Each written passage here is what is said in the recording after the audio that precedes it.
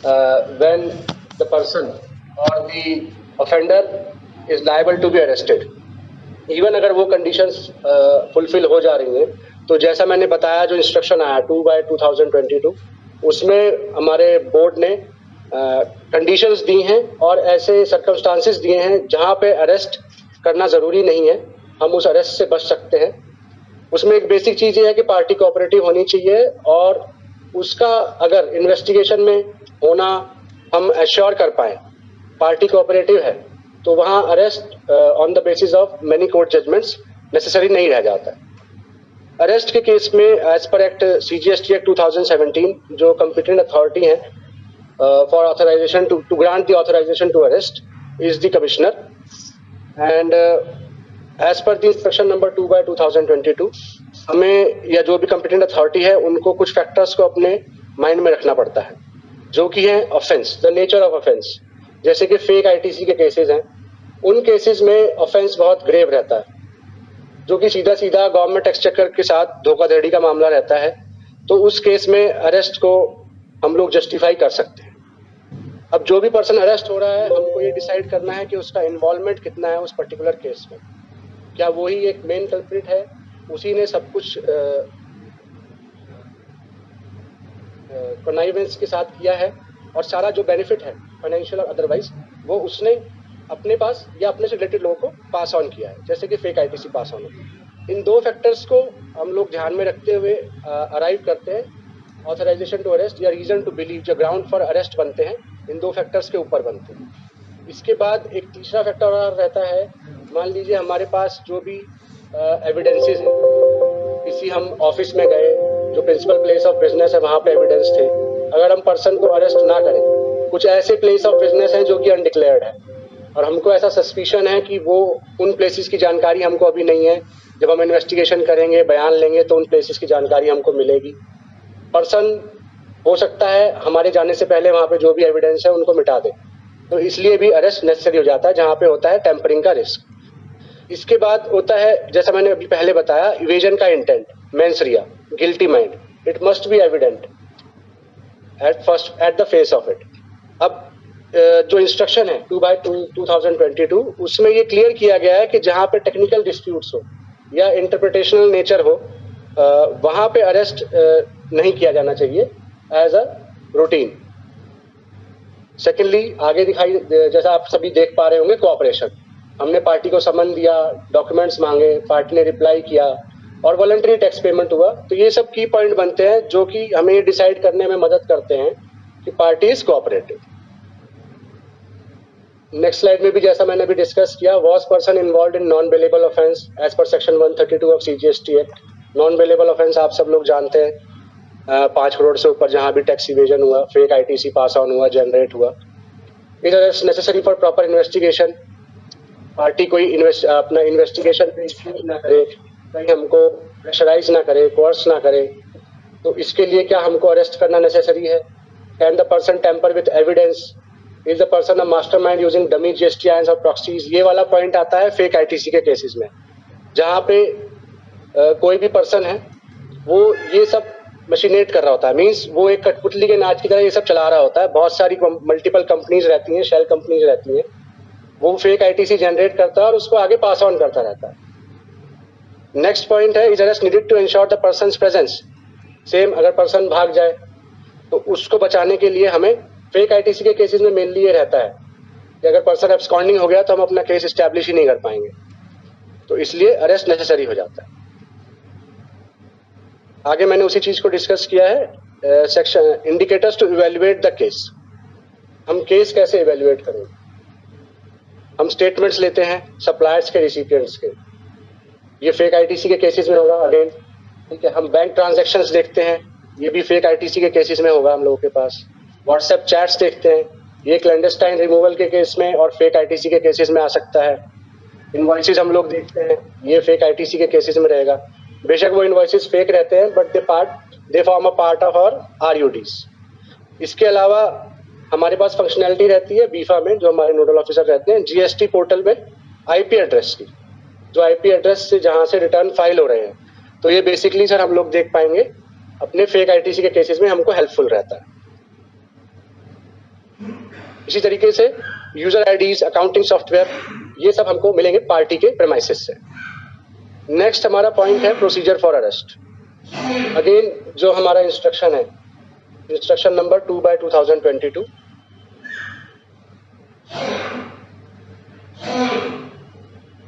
Define किया गया और इलेबोरेट किया गया। सबसे पहली चीज इसमें हम लोगों के पास आती है reason to believe, which must be recorded by the commissioner competent authority.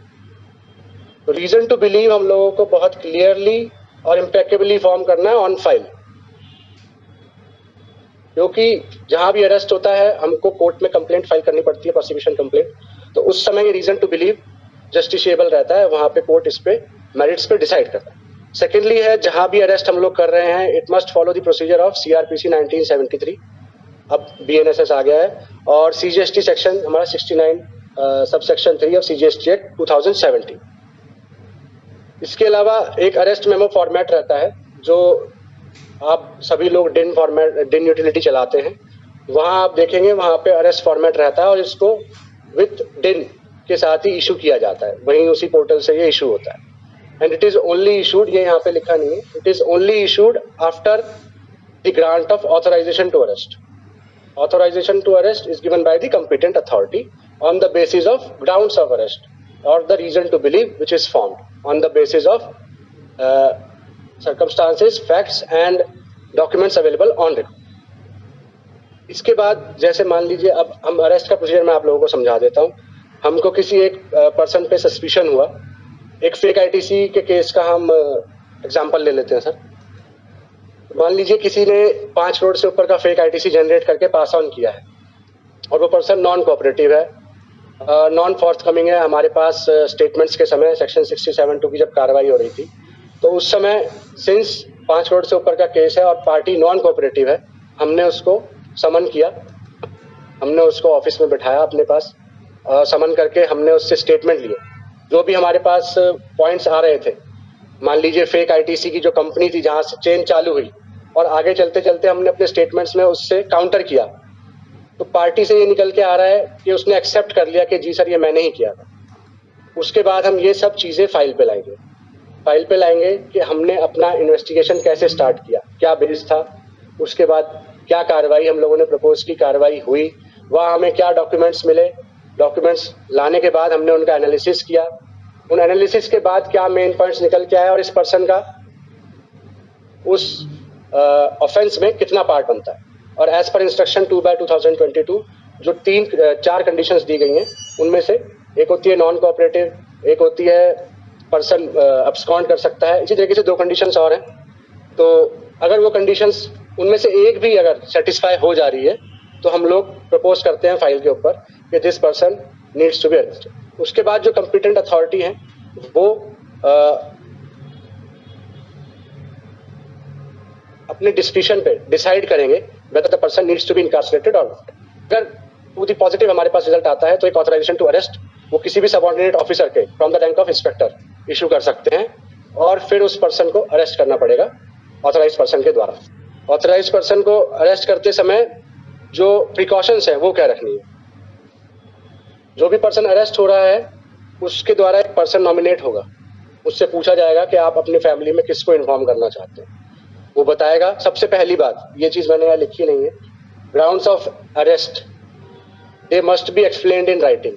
जो डिन फॉर्मेट आता है हम लोगों के पास, उसमें ये चीज लिखी नहीं होती है, आप सबको क्लियर कर देना चाहता हूँ।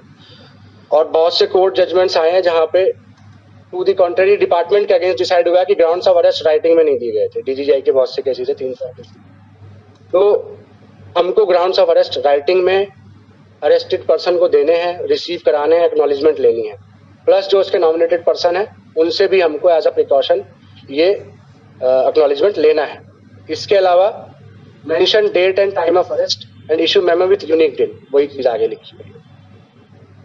इसके बाद ये इंस्ट्रक्शन का ही पार्ट है, जहां भी हमें किसी फीमेल को अरेस्ट करना तो she must be arrested only by women officers. और इसमें एक और चीज और है कि 6 बजे के बाद, ये सब हम लोगों को मालूम है, CRPC और बहुत से वेरियस कोर्ट जजमेंट्स हैं, after 6 a woman must not be arrested by a male officer, ये तो है ही है। इसके अलावा medical examination after arrest is mandatory. Female arrestee is to be examined by a female doctor, and we must ensure health and safety in our custody.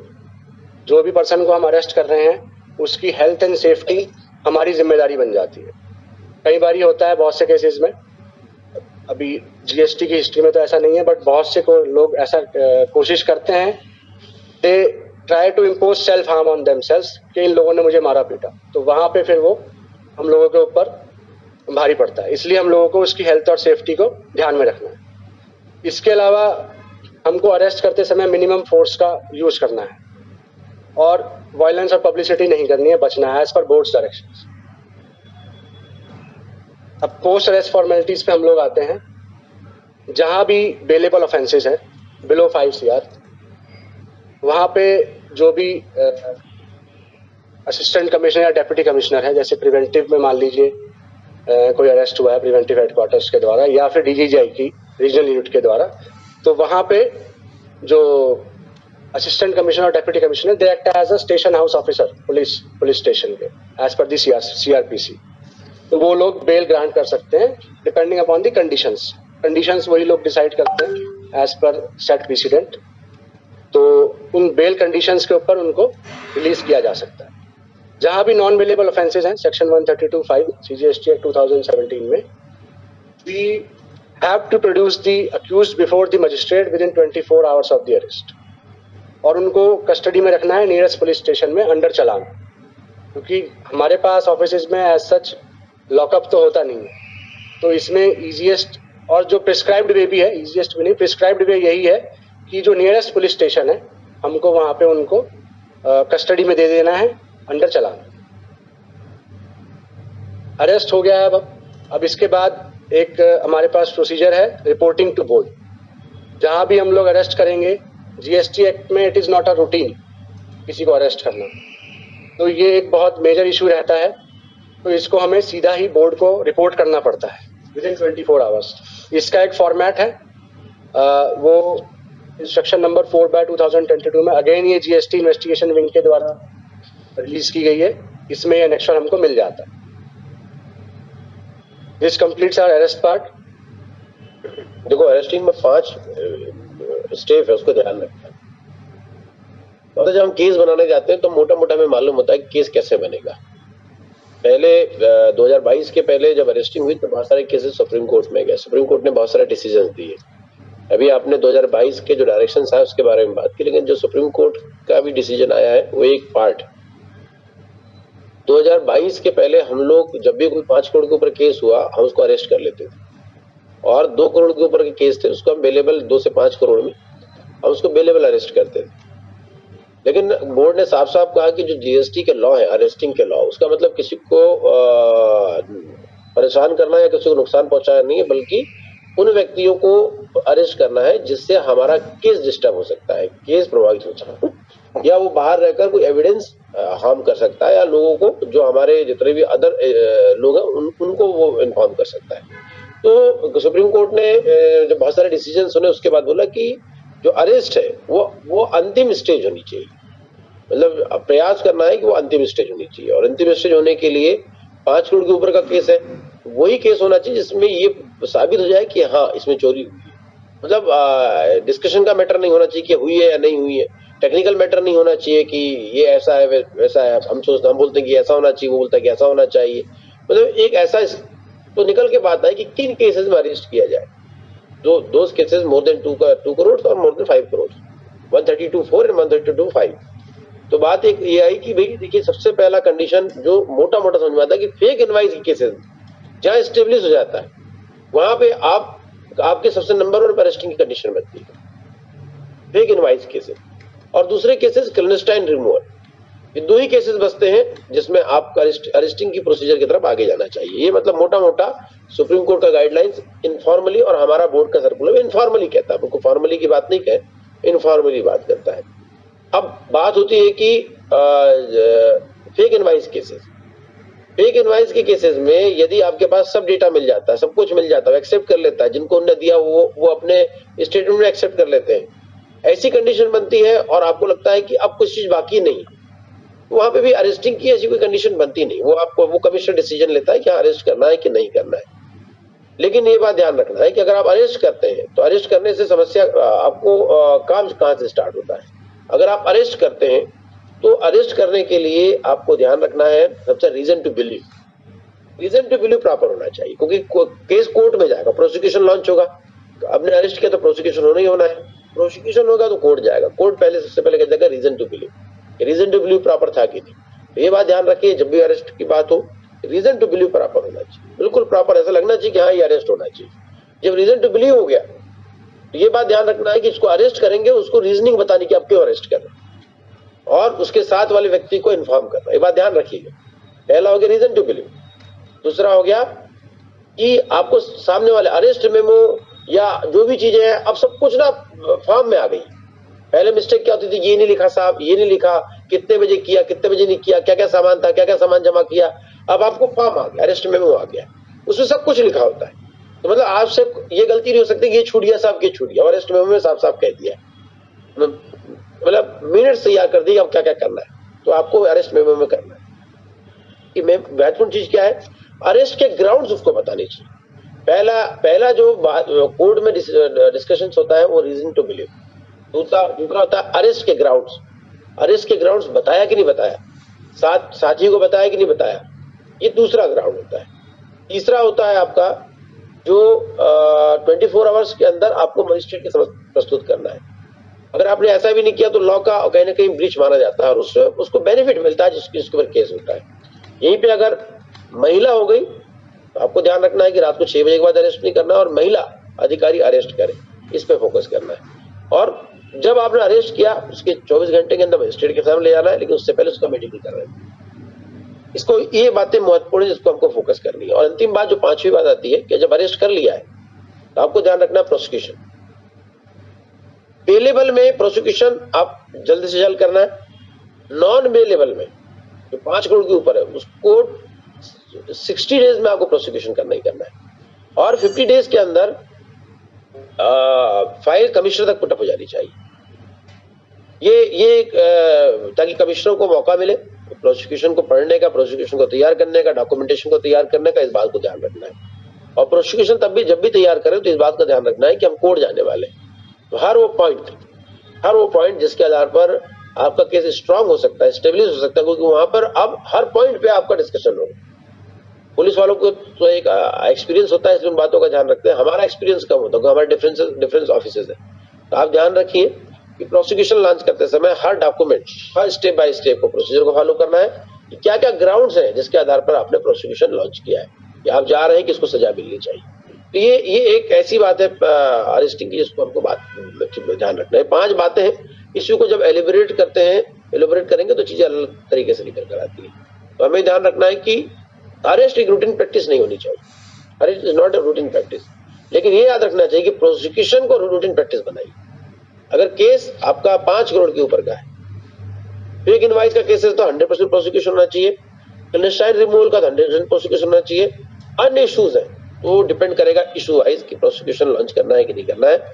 और जैसा कि मेरा अनुभव रहा है कि अगर आप अरेस्ट नहीं कर रहे हैं तो प्रोसिक्यूशन डिले करते हैं।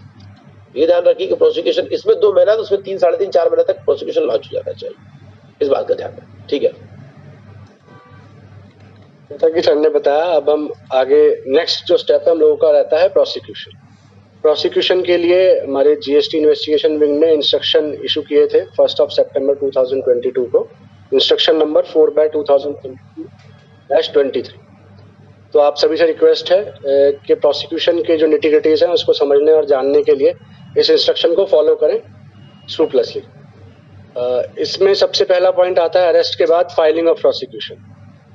फाइलिंग ऑफ प्रोसिक्यूशन में जो इन्वेस्टिगेशन हमारा इंस्ट्रक्शन है उसमें बेलेबल ऑफेंस जो है सेंट्रल जीएसटी एक्ट 2017 में 2 करोड़ से ऊपर और 5 करोड़ से नीचे के केसेस, वहाँ पे within a definite time frame हम लोगों को प्रिस्क्राइब किया गया है कि prosecution as soon as possible file हो जाना चाहिए। ये आप इसलिए ध्यान से सुनिएगा क्योंकि अभी अरुण ने एक केस बनाया था, प्रोसिक्यूशन फाइल किया उसने 2 लोगों का और कोर्ट ने उसको एक्सेप्ट कर लिया। एक बड़ा काम प्रोसिक्यूशन अपने आप में सबमिट करना और प्रोसिक्यूशन कोर्ट के द्वारा एक्सेप्ट होना, ये बड़ी प्रक्रिया होती है। वो तभी ये कोर्ट एक्सेप्ट करता है प्रोसिक्यूशन का अपनी एप्लीकेशन को जब ये मानता है कि रीजनेबल ग्राउंड है जिसमें प्रोसिक्यूशन एक्सेप्ट होनी चाहिए। तो ये एक अरुण ने अभी किया है, बड़ी मेहनत की है, हम दूसरे की कतार पे हैं, तो अच्छी बात है कि आपको जब बताएंगे तो अपना अनुभव भी शेयर करेंगे साथ साथ।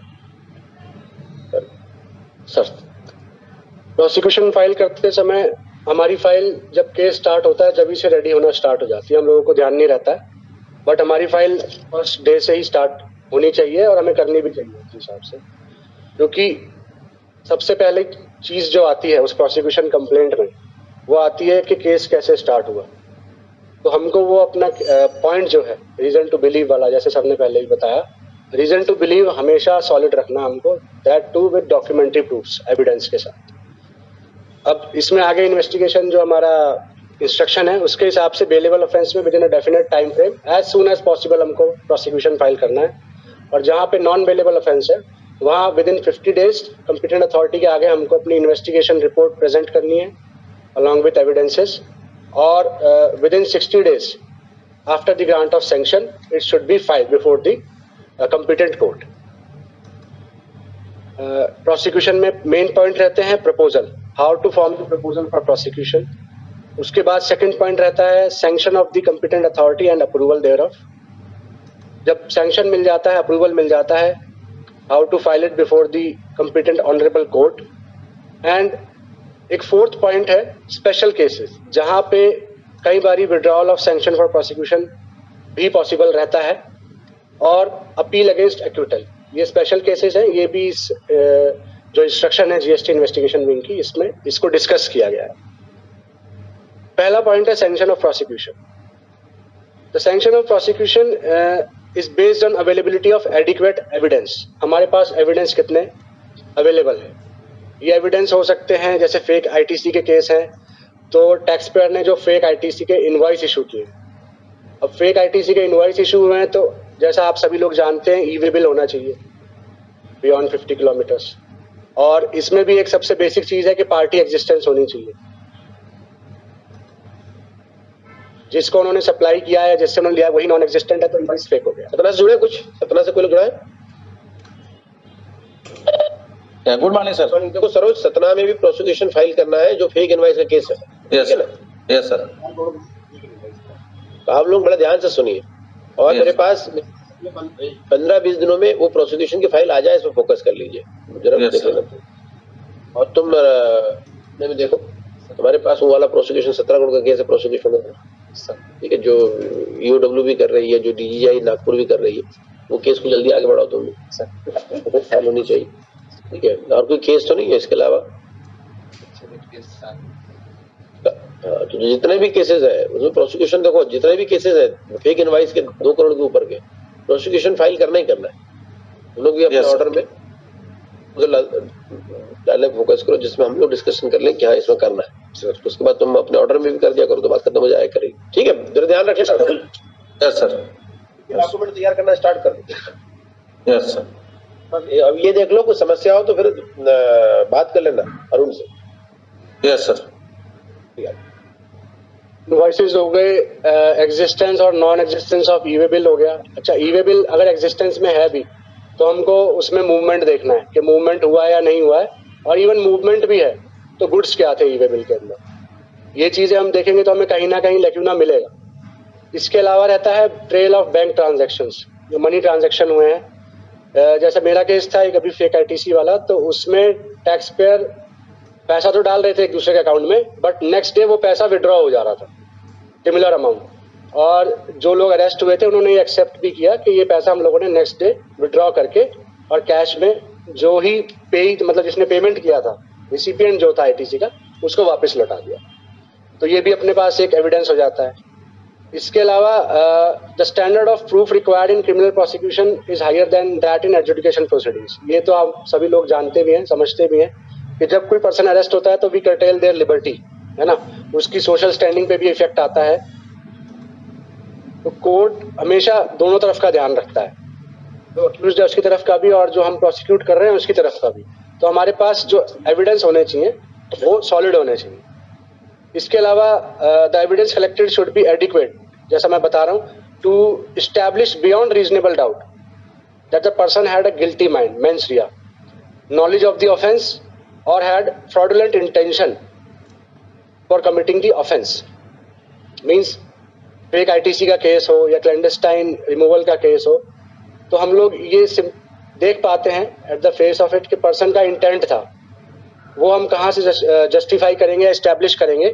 वो फेक आईटीसी अवेल कर रहा है, जनरेट कर रहा है, उसको यूटिलाइज करके अपना टैक्स पेमेंट कर रहा है, और जो पर्सन इसको फैसिलिटेट कर रहा है उसके बैंक ट्रांजैक्शन देखेंगे तो उसको रिसिपिएंट से या सप्लायर से पैसा आ रहा है। तो इस तरीके से सप्लायर रिसिपिएंट का कॉनाइवेंस एस्टैब्लिश हो जाता है।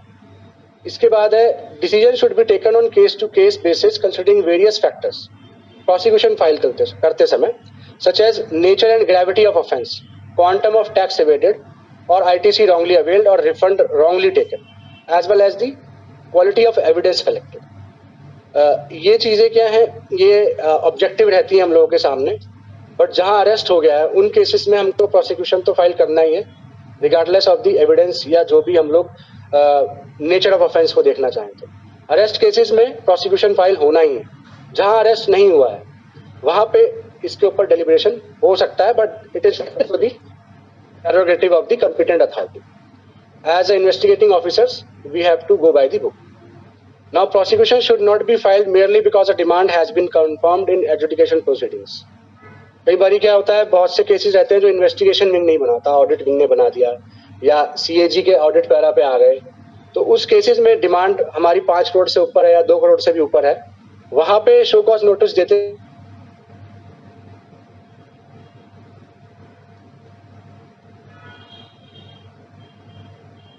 हम लोग डाल सकते हैं। अगर ये ऐसा डला हुआ है विद इन एससीएन है तो दी एडजुडिकेटिंग अथॉरिटी के पास मार्जिन रहता है कि वो डिसाइड कर पाए। अगर एससीएन का पार्ट ही नहीं है तो फिर हम नहीं सोच सकते, बट अगर एससीएन का पार्ट है, हमने वहाँ डाल दिया है, तो वहाँ हम प्रोसिक्यूशन के लिए डिसाइड कर सकते हैं। एडजुडिकेटिंग अथॉरिटी डिसाइड कर सकती है based on the evidence and involvement of the tax payer concern. इसके बाद है we must refrain from prosecution when cases of technical nature. Again मैंने पहले बताया था, जहां इंटरप्रिटेशन ऑफ लॉ है वहां पे हमको प्रोसिक्यूशन फाइल करना इन अ मैकेनिकल वे प्रूडेंट नहीं रहता। नेक्स्ट मैंने एक एग्जांपल लिया है, एक पब्लिक अरेस्ट के केस में बहुत से कोर्ट केसेस में हुआ है कि जो पब्लिक लिमिटेड कंपनीज हैं, जीएसटी के शुरुआत में डायरेक्टर्स को अरेस्ट कर लिया, उनका कोई रिलेशन नहीं था, उनको नॉलेज भी नहीं था कि क्या हो रहा है क्या नहीं हो रहा है, तो उन लोगों को अरेस्ट कर लिया। तो वहाँ कोर्ट ने उनके फेवर में डिसीजन देते हुए ये कहा कि जो लोग रिलेटेड हैं, फर्स्ट ऑफ ऑल तो ये चीज़ कि ये as a routine matter arrest नहीं होना चाहिए। दूसरी चीज़, जो लोग रिलेटेड हैं, जिनका इन्वॉल्वमेंट है, केवल उनके ऊपर इन्वेस्टिगेशन का ध्यान रहना चाहिए। Directors of the company usually वो सुपरवाइज करते हैं वर्किंग ऑफ द कंपनी को, उनका नॉलेज नहीं रहता है। जहाँ हम कर पाए एस्टैब्लिश के डायरेक्टर का नॉलेज है वहाँ हमको एज पर लॉ जाना है, वहाँ कोई नहीं रोकेगा, बट जहाँ कोई एस्टेब्लिशमेंट नहीं है as a matter of routine हमको वहाँ नहीं अरेस्ट करना।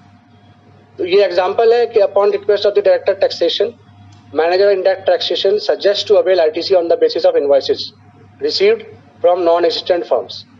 इसका नाम मैंने एक्स रख दिया है, without underlying supply of good services. He creates fake firms, arranges few existent firms in the chain for making transaction look genuine, even making bank deposits against invoices to supplies. ऐसे case आप सभी ने बहुत सारे देखे होंगे, generally ऐसे ही होता है।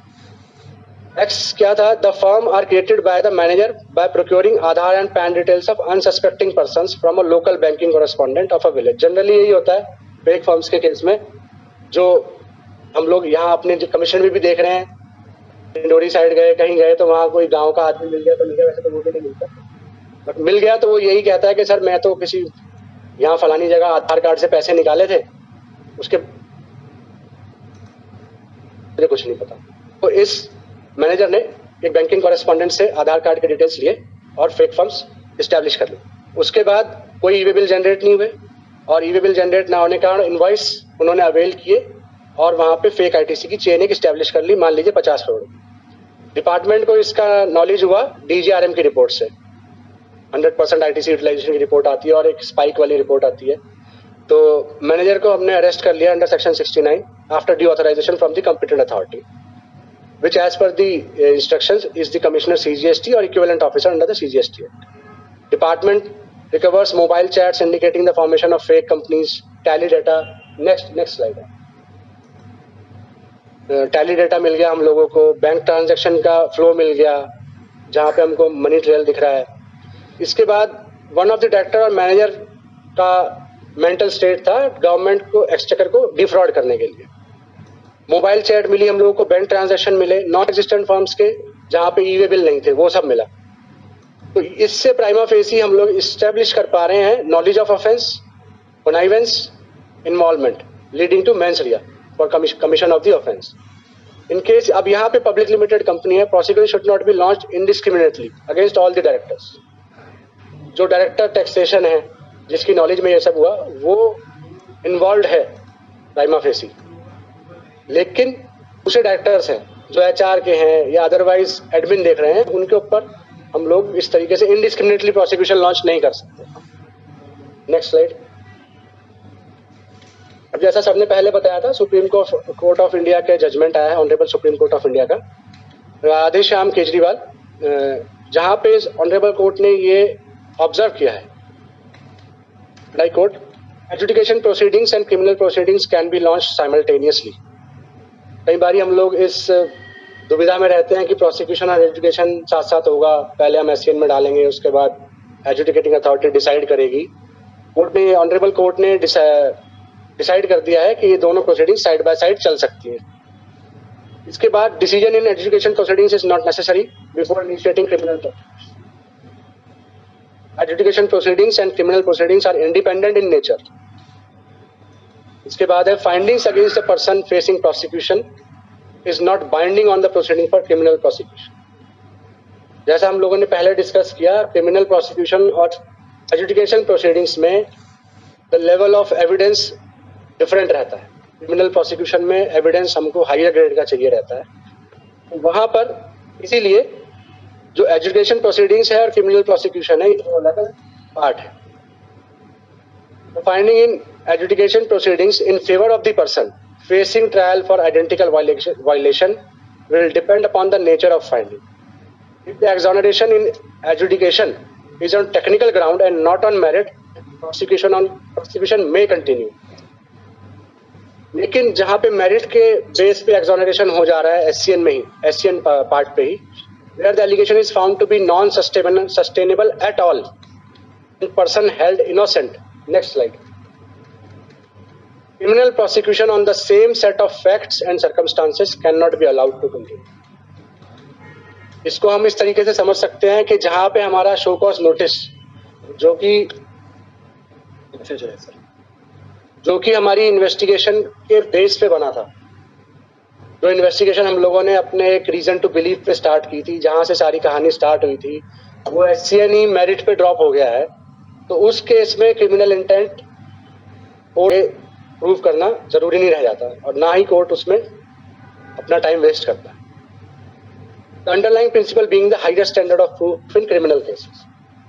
In view of the above observations of the Honorable Supreme Court, prosecution complaint may even be filed before adjudication. That means हम adjudication से पहले भी prosecution complaint file कर सकते हैं। और जहाँ पे fake ITC के केस है और यहाँ जहाँ पे कोई ऐसा हमने offense, हमारे पास evidence available है to file the PC complaint, मतलब prosecution complaint, तो वहाँ हम prosecution even before the issuance of SCN भी फाइल कर सकते हैं। अब इस इन्वेस्टिगेशन की इंस्ट्रक्शन में कुछ पार्ट दिया हुआ है मॉनेटरी लिमिट्स का। Next slide. हमने पहले भी ये चीज डिस्कस की है अभी इसी प्रेजेंटेशन में कि हमको प्रोसिक्यूशन कहाँ फाइल कर देना है।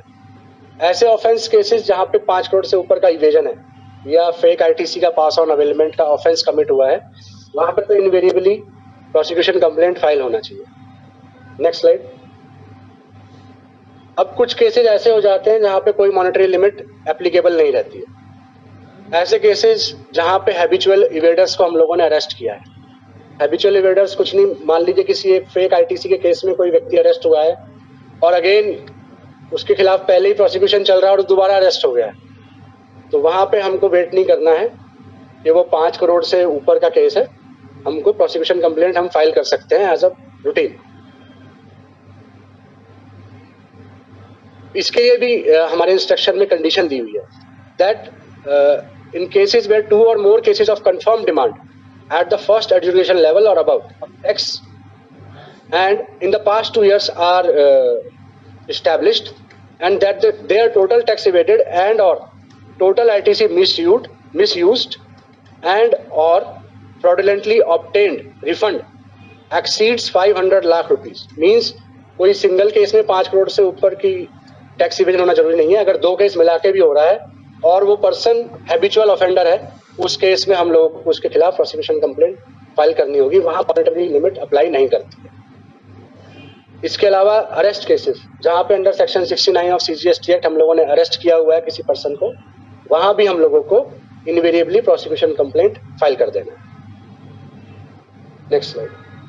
अब हम लोगों के पास क्वेश्चन आता है, who is the authority to sanction prosecution. As per section subsection 6 of section 132 of CGST act 2017, the principal commissioner और commissioner of CGST in case of executive commissionerates is the authority to sanction prosecution.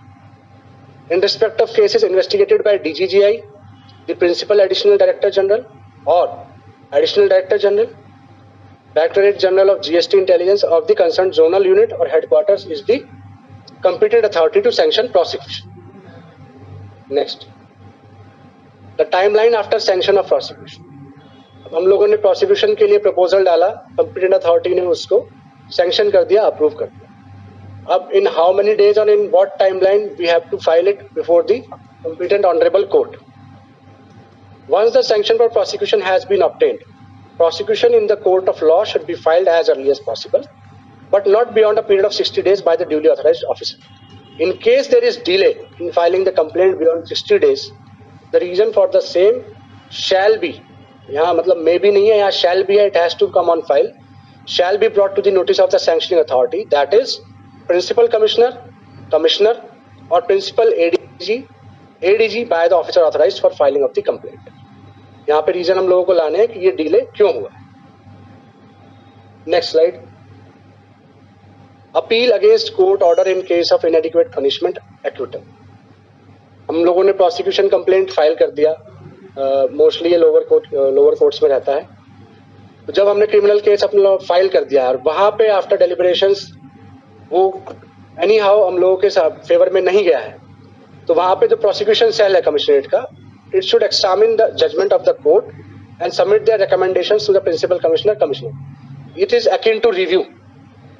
जैसे हम लोग review करते हैं adjudication orders का, ऐसे ही जो prosecution cell होता है कमिश्नरेट का, उसको जो जजमेंट आया ऑनरेबल कोर्ट का, उसको एग्जामिन करना है on the basis of merits और इवन टेक्निकलिटीज के बेस पे, और फिर अपने रिकमेंडेशंस जो प्रिंसिपल कमिश्नर हैं या कमिश्नर हैं उनके आगे प्रेजेंट करने हैं. Before filing of appeal in such cases, concurrence of principal CC should be obtained. Again जैसा रिव्यू में सर प्रोसीजर है, हम ऑनरेबल सीसी सर से, प्रिंसिपल सीसी सर से सैंक्शन लेते हैं, ऐसे ही इन केसेस में भी हमको before filing of appeal sanction लेना है. इन केस ऑफ DGGI हम लोग DG और प्रिंसिपल DG हेडक्वार्टर यूनिट के उनसे लेंगे. अब यहाँ पे आता है points to remember for investigating officers. जो भी इन्वेस्टिगेटिंग ऑफिसर्स हैं जो इन केसेस का इन्वेस्टिगेशन करते हैं, इंस्पेक्टर्स और सुपरिंटेंडेंट्स, ये पॉइंट्स उनके लिए हैं. All the documents, evidence and list of witnesses to be kept ready before the forwarding of proposal for filing the complaint to the public prosecutor. List of witness court आपसे सबसे पहले मांगता है, registry सबसे पहले मांगती है. जब भी हम प्रोसिक्यूशन कंप्लेंट फाइल करने जाते हैं, 2 चीजें वो पूछते हैं, whether you have inform the accused, उसका डॉक्यूमेंट्री प्रूफ हम लोगों के पास होना चाहिए. दूसरा, whether you have included the list of witness. ये बेसिक क्वेश्चन है रजिस्ट्री का, ये होना चाहिए. When prosecution is to be launched before adjudication, the concerned ADC JC to record the reason for the same and forward the proposal to the sanctioning authority. ये सब file पे आता है. The decision of the sanctioning authority shall be informed to the concerned adjudicating authority. इसके पहले क्या बोला तुमने, बताओ. When prosecution to be launched before adjudication, concerned ADC JC to record the reason for the same and forward. के पहले मतलब क्या जी सर, इसमें सर बेसिकली वही चीज आएगी कि ये सेक्शन 69 का अरेस्ट का केस है. 5 लोग क्या बोलते हैं, रजिस्ट्री वाला मैटर जो तुम बता रहे थे, सबसे पहले वाला सर, रजिस्ट्री वाला मैटर जो तुम बता रहे थे। हाँ सबसे पहले वाला सर, ये मेरा मतलब सर अभी जब हम गए थे तो पर्सनल मतलब ये एक्सपीरियंस है। सबसे पहली चीज यही पूछी थी सर रजिस्ट्री ने और इवन जज साहब ने भी, weather you have informed the accused. Sir हम किसी के खिलाफ अगर प्रोसिक्यूशन फाइल करने चाह रहे हैं तो as a principle of natural justice they have a right to be heard. तो ये एज अ गवर्नमेंट सर्वेंट हमारी ड्यूटी बनती है कि हम उनको इन्फॉर्म करें। तो हम लोगों ने अपने केस में इन्फॉर्म कर दिया था ड्यूली थ्रू ईमेल, 2 दिन इन्फॉर्म किया था along with the place and time. तो वो लोग नहीं अपीयर हुए, जज साहब ने पूछा, हमने उनको ईमेल की कॉपी दी, उन्होंने उसको एक्सेप्ट किया और रजिस्ट्री को ऑर्डर किया कि ये नॉन अपीयरेंस का केस। ऐसा होते ही तुरंत रजिस्ट्री को उन्होंने डायरेक्ट किया कि ये नॉन अपीयरेंस का केस है, उनके खिलाफ बेलेबल वारंट्स इशू है। वो bailable warrants concern police station तामील करवाएंगे। तो हमारा केस और मजबूत हो गया। बेसिक सी चीज़ है सर, बट हमारे केस में बहुत हेल्पफुल रहती है। इसके अलावा दूसरी चीज़ जो रहती है ये रहती है टेक्निकल नेचर की लिस्ट ऑफ विटनेस। ये लिस्ट ऑफ विटनेस जो है ये हमको इनवेरिएबली इंक्लूड करनी है अपने प्रोसिक्यूशन कंप्लेंट में। लिस्ट ऑफ विटनेस में कौन रहता है बेसिकली, जब हम पंचनामा ड्रॉ करेंगे तो हमारे पंच, उसके अलावा जो ऑफिसर्स ने एक्शन लिया था वो लोग सर, इसके अलावा जो लोग टैक्स पेयर्स और इवन अदरवाइज इन्वेस्टिगेशन के पार्ट रहे हैं वो लोग लिस्ट ऑफ विटनेस में पार्ट रहते हैं। इसमें वो लोग विटनेस में जिनको आईटीसी पास ऑन की गई, वो सब पूरे टैक्स पेयर्स जो इन्वेस्टिगेशन के पार्ट रहे हैं सर, पूरे सब लोग आएंगे। सप्लायर और रिसीवर दोनों ही आएंगे। रिसीवर दोनों आएंगे, हमने उनके स्टेटमेंट्स लिए, हमने उनके स्टेटमेंट जी सर, हमारे ऑफिसर रहेंगे प्लस पंच रहेंगे। मतलब एट द आउटसेट अगर आपको लगता है कि एक अरेस्टिंग के या उसका प्रोसिक्यूशन केस बनना है तो उसमें फालतू 50 ना इकट्ठे किए जाए, वेरीफाइड 50 होने की सर। ये आप लोग जो ड्राइवर और उसको कर लेते मिलता है, जो वहाँ गाँव वाले रहते हैं उन्हीं को करवा लेते हैं, वो मिलते भी नहीं है। थोड़ा सा ध्यान रखना है, पहले से एंटिसिपेट करना है कि हाँ ये वो है तो प्रोसिक्यूशन इसमें लॉन्च होगा, बड़ा केस है तो पंच की व्यवस्था भी, क्योंकि वो कोर्ट में फिर वो स्टैंड नहीं कर पाते। जनरली सर वो फैक्ट्री वाले के आसपास के लोगों को भी ले लेते हैं और तो हम कहीं ढूंढ के ला नहीं पाते। ऐसी कंडीशन तुमको समझ में आ रही, 90% केस नहीं, देखो 100 में से 1 केस में हम अरेस्ट कर रहे हैं। यस, उन केसेस में हमें इन बात का ध्यान रखना है। यहाँ पे हम लोग डिस्कस कर रहे हैं ड्यूरिंग द एडजुडिकेशन प्रोसीडिंग्स, जहाँ पे एडजुडिकेशन नहीं हुआ है और एडजुडिकेशन के समय भी जब ऑर्डर पास हुआ तो कोई व्यू नहीं लिया गया प्रोसिक्यूशन के रिगार्डिंग या प्रपोज नहीं था, तो एडजुडिकेशन ब्रांच को फाइल को with in 15 days of the passing out of order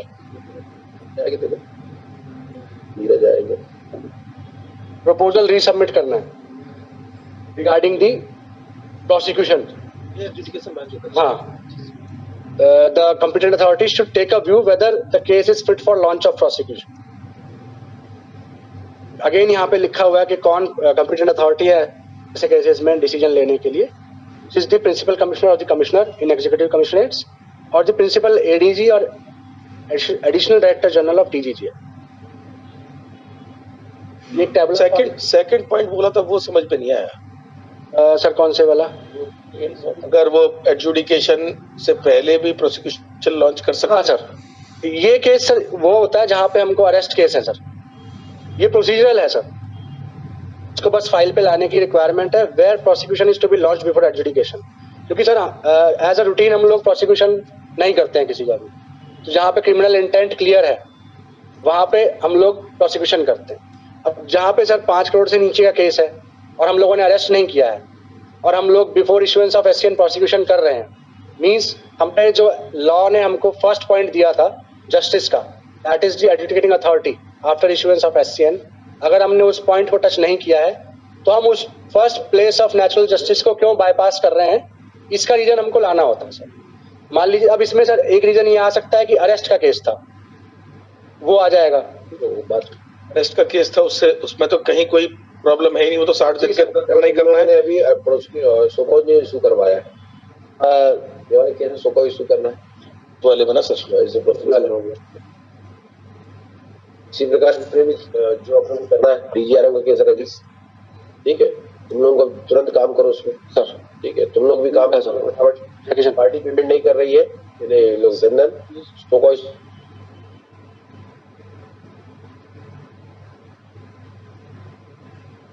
tabular format में मैंने इसको ये भी आया क्या आशीष? जल्दी से करो उसको, नोटिफिकेशन का क्या हुआ तुम्हारा उसका?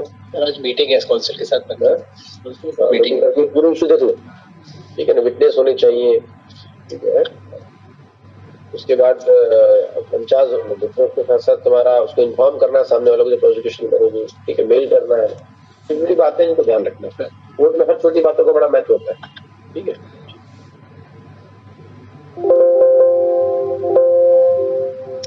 ये दो बेसिक पॉइंट है under section 69 of CGST act, केवल अरेस्ट केसेस के लिए है। टाइमलाइन बेसिकली मैं यहाँ पे दिखाना चाह रहा हूँ, जहाँ पे कोई बेल नहीं हुई है अरेस्ट केस में, वहाँ पे इनवेरिएबली हमको with in 60 days of arrest court के सामने कंप्लेंट फाइल कर देना, और जो जितने भी अदर केस हैं अदर देन अरेस्ट, वहाँ पे within a definite time frame हमको prosecution complaint before the honourable competent court file करना।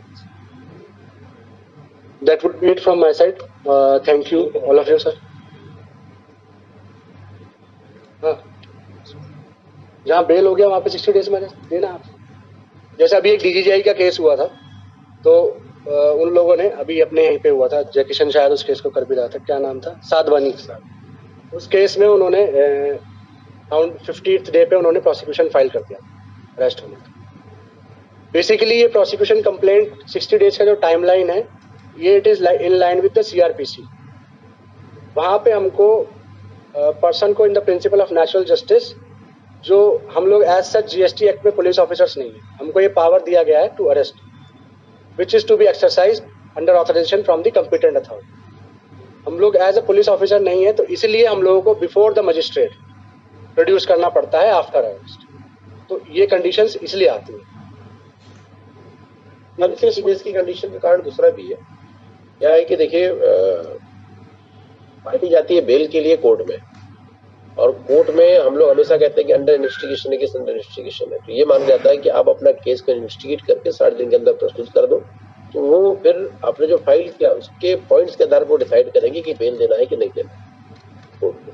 इसलिए नॉन बेलेबल वाले केस में 60 डेज देते, अवेलेबल में है as soon as process, reasoning है वो, ये बात। तो अच्छा, जो नेक्स्ट क्लास रहेगी फेक इनवाइस केसेस पे तुम काम करोगे, ठीक है, और फेक इनवाइस केसेस पे हम 5 पॉइंट पे काम करेंगे, मतलब जो तुम्हारा पीपीटी बनेगी उसको एलिबोरेट करना। पहला रहेगा कि फेक इनवाइस केसेस बनते कैसे हैं, क्या क्या पॉइंट्स करके फेक इनवाइस केसेस बनते हैं। फेक इनवाइस के केस जब बनते हैं तो हमें किन किन प्रोसीजर का पालन करना है, 9 स्टेप्स जो होते हैं ना, वो पूरे हर स्टेप्स के बारे में बताना है। तीसरा ये होगा कि उसके पहले 9 स्टेप्स के पहले कि जब फाइल पुटअप होगी, फेक इनवाइस केस आएगा तो फाइल पुटअप होगी, तो किन किन चीज़ों को फाइल तैयार करने से पहले क्या क्या प्रिपरेशन होनी चाहिए आपकी, ठीक है ना। प्रिपरेशन समझ गए ना, उसमें 5-6 स्टेप्स है प्रिपरेशन में, कि माल कहाँ से आया, कंपनी एक्सचेंज में है क्या, ठीक है, कंपनी का ईवे बिल है क्या, ईवे बिल भी है तो क्या वो जो ईवे बिल के ट्रक है उसमें सेम डे पे और ईवे बिल इशू है क्या, जो तुम्हारा एक्सपीरियंस जितने भी, ठीक है। बैंक ट्रांजेक्शन है क्या, बैंक ट्रांजेक्शन है तो आपको ओरिजिनल ट्रांजेक्शन देखने हैं, बी फाइल एनालिसिस करनी है, प्राइम एनालिसिस करनी है, उसके रिटर्न एनालिसिस करने हैं, उनका इनकम टैक्स लेजर एनालिसिस करने हैं, ठीक, जिसके पास माल जा रहा है वो माल वाकई में जा रहा है क्या, उसके पास इनपुट आ रहा है क्या, ठीक है, कब से कंपनी स्टार्ट, कितने देर में आईटीसी बनना चालू हुई, जो पॉइंट्स होते हैं वो सारा जो तुम तैयार करते हो, वो पॉइंट की प्रिपरेशन के बाद फिर केस करने जाते समय हम किन किन बातों का ध्यान रखना। फेक इनवाइस केस में जब जा रहे हैं तो हो सकता है पार्टी एग्जिस्टेंस में ना हो, तो पहले हम विजिट करवा लें, और क्या क्या डेटा लेके हमको चलना है, क्या क्या चीज तैयार लेके चलना है। और आदमी मिल गया तो 5 करोड़ के ऊपर का केस होता है, तो अरेस्ट करना है, तो क्या क्या प्रिपरेशन हमारी होनी चाहिए, जितने लोगों ने काम किया उसमें कैसा काम करना है, याद है ना, ये पूरी बात है कि हमको किस प्रकार से एक्शन पे तैयारी करनी है, एक्शन कैसा हो, फिर एक्शन हो गया कि आगे क्या कंडीशन बनेगी हमारी, उसके बाद 9 स्टेप्स वेरिफिकेशन, ठीक है, 9 स्टेप्स वेरिफिकेशन के बाद शो कॉज नोटिस जो है हमारा, और प्रोसिक्यूशन, ठीक है। तो ये सब चीजें तुमने जो किया है, जितने तुम कर उसको बहुत बारीकी से करना है, before the investigation, during the search, during the investigation, after search और कंप्लीशन ऑफ द फाइल, इस प्रकार से 5 स्टेप्स को तुम्हें पूरे बारीकी से बताना, जो तुम्हारा एग्जाम्पल, ठीक है।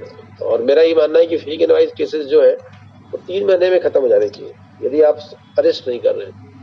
क्योंकि आप जाते हैं और जो नॉन एग्जिस्टेंस पार्टी, जो नॉन एग्जिस्टेंसिबल की पार्टी, तो आपको सो कॉज तो इशू करना है, 9 स्टेप वेरिफिकेशन का सो कॉज इशू करना है, कोई स्टेटमेंट तो लेना नहीं है आपको, ना ही कुछ करना है। ऐसी कंडीशन में 3 महीने में केस खत्म हो जानी चाहिए। देखिए, जो भी 15 तारीख को मेरी प्रिवेंटिव की बैठक है, प्रिवेंटिव में 1 साल के ऊपर के जितने केसेस हैं, मैंने पहले भी बोल चुका हूँ, पूरे खत्म हो जानी चाहिए, पूरे खत्म हो जाने चाहिए, मतलब खत्म हो जानी चाहिए। फाइल आपके पास से बढ़ जानी चाहिए, इसी से ऊपर फाइल बढ़ जानी चाहिए, ठीक है। पहली बात, जितने भी डिवीजन में ध्यान रखें, 15 तारीख को मैं 15 से लेकर फिर 21 तारीख तक जो आपकी मीटिंग्स है, ठीक है, वो फिर मैं छोड़ूं, फिर आप लोगों के साथ मैं न्याय नहीं कर पाऊंगा, ध्यान रखना।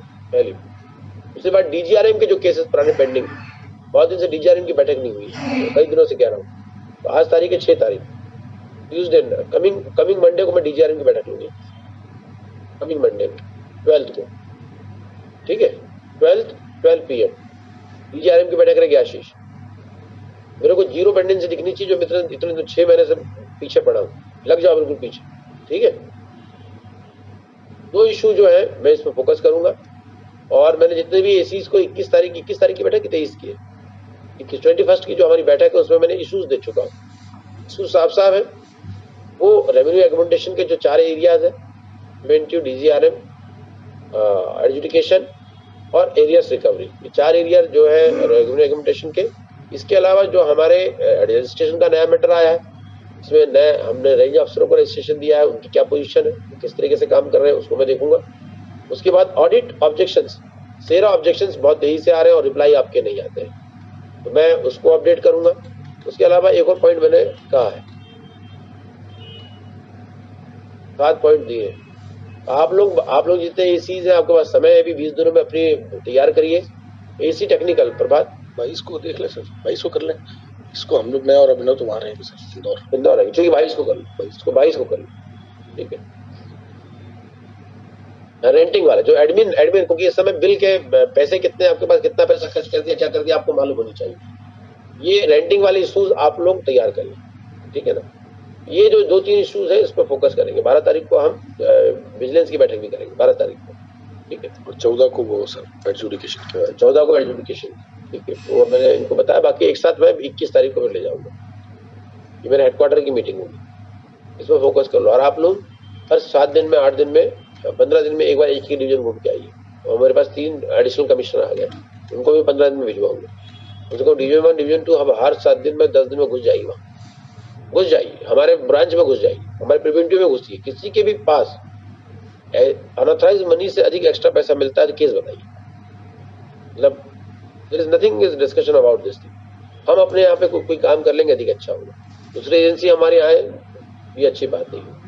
और देखिए, आप ताकत से काम करिए। आप लोग, मेरा डायरेक्शन क्या, आप लोग ताकत से काम किया, अपना अस्तित्व बताइए भाई, ठीक है। कम से कम हम लोग जो ताकत से काम कर सकते हैं, ट्रेड को दिखना चाहिए कि हाँ, हमारा काम ताकत से हो रहा है। आपको जो पावर मिले उसका इस्तेमाल करिए। जितने भी केसेस बनते हैं हमारे अगेंस्ट में, कहीं ना कहीं हमारी गलती होती है, उससे बनते हैं। हम भी टैक्स पेयर्स के खिलाफ केस बनाते हैं कि नहीं बनाते? तो स्वाभाविक सी बात है, जो एजेंसी हमारे खिलाफ में बैठी हुई है वो हमारे खिलाफ केस बनाई।